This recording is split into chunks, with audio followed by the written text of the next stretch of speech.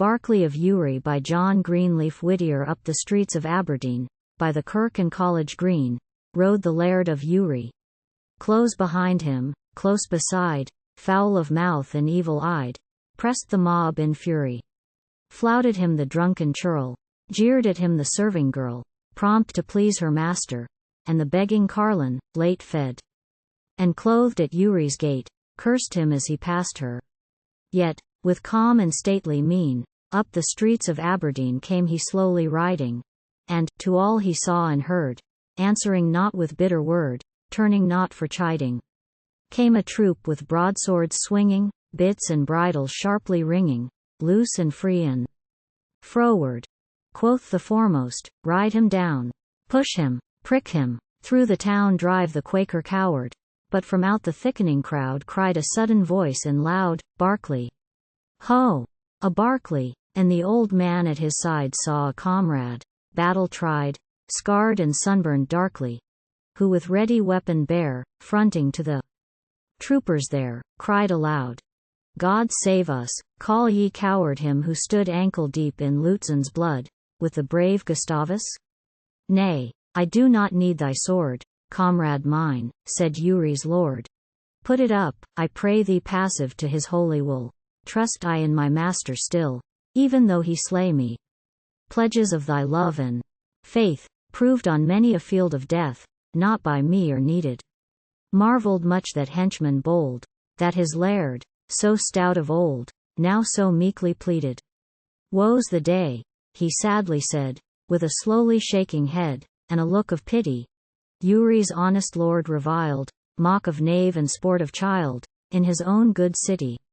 Speak the word, and, master mine, as we charged on Tilly's line, and his Walloon lancers, smiting through their midst, we'll teach civil look and decent speech to these boyish prancers.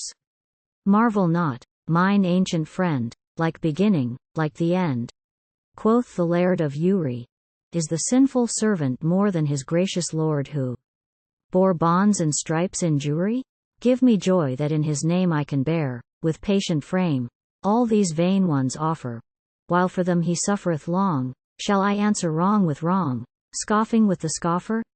Happier I, with loss of all, hunted, outlawed, held in thrall, with few friends to greet me, than when Reeve and Squire were seen, riding out from Aberdeen, with bared heads to meet me. When each goodwife, o'er and o'er, blessed me as I passed her door, and the snooted daughter, through her casement glancing down, smiled on him who bore renown from red fields of slaughter. Hard to feel the stranger's scoff, hard the old friend's falling off, hard to learn forgiving, but the Lord his own rewards, and his love with theirs accords, warm and fresh and living. Through this dark and stormy night faith beholds a feeble light up the blackness streaking.